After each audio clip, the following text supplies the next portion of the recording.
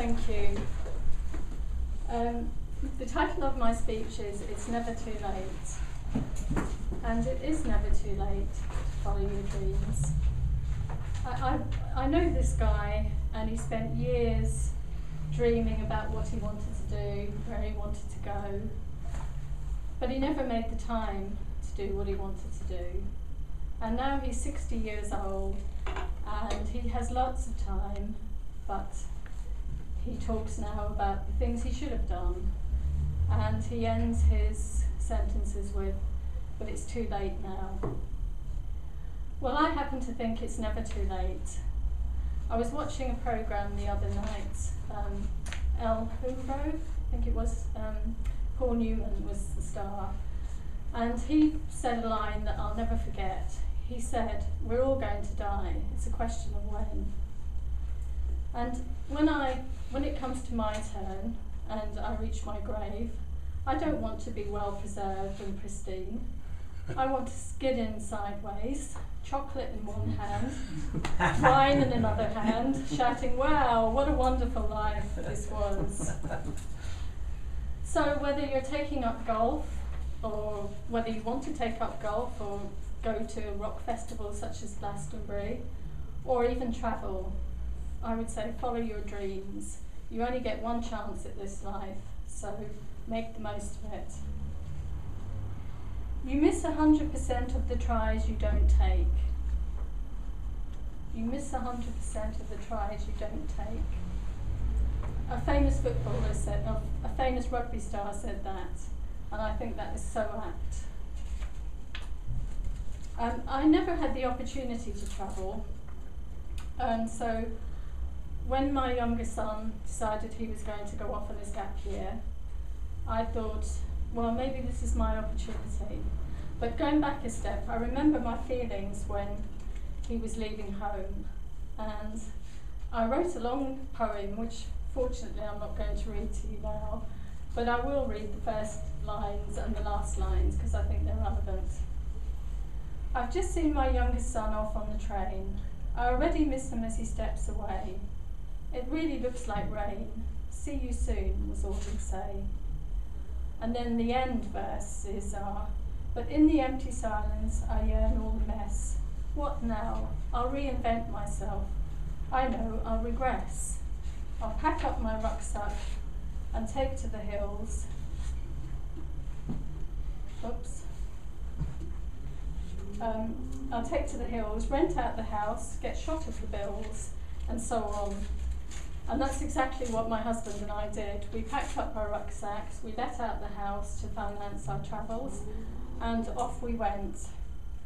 Our son assured us in no uncertain terms that he was going in the opposite direction. But I seem to remember he was pretty happy to meet up with us again in Sydney when he was low on cash. Although his embarrassment soon turned to, although his appreciation soon turned to embarrassment when he realised that, well, it was his birthday, it was his 19th birthday, and he was travelling with some friends of his. And my husband and I, we decided we'd surprise him. So we bought a cake and we put 10 sparklers on the cake, and we burst into the dorm room with these 10 sparklers. And things happened very quickly. My son grabbed the cake, flung it out the window, but it was too late, the fire alarm had gone off. So you can imagine how popular we were with all the parents of the boys he was travelling with, who were friends of ours. They watched the whole thing on video, courtesy of their son. So we weren't very popular with them. We travelled extensively. We travelled to Fiji, Australia, New Zealand, Thailand, and we have some very happy memories of sing-songs, around campfires, in hostels, in bars, on the back of an elephant. My husband brought his guitar with him, which was a great advantage, because wherever we went, we always ended up with a sing-song. And when we were at Ayers Rock, we camped out, and that's one of my best memories, sitting around the campfire and The stars there are absolutely amazing because there's no pollution and no lights. And the lights, there's no lights, so it's just the air and it's just the sky, which is like diamonds. So we had many adventures, wonderful adventures. My husband's an avid rugby fan, and I remember scanning the length of one of the beaches in the Perhentian Islands, which are in Malaysia, looking for a bar with a TV screen because my husband wanted to watch the rugby. Ireland were playing New Zealand. So eventually we found a bar, and unfortunately the owner couldn't speak very much English, so the negotiations were hand gestures. And at one stage I thought I was going to be traded for a game of rugby, but as it happened, a deal was struck, and the deal was that my husband would pay in this seedy bar that night for 80 minutes of viewing, no more or no less. The owner was actually able to say in perfect English that time. So we settled down with our Guinness, which cost us the whole day's budget, and we were very enthusiastic about watching this game of rugby, and we found ourselves watching a very detailed program about gutting a shark, because there was only local TV in the area. So you can imagine how the gig went that evening.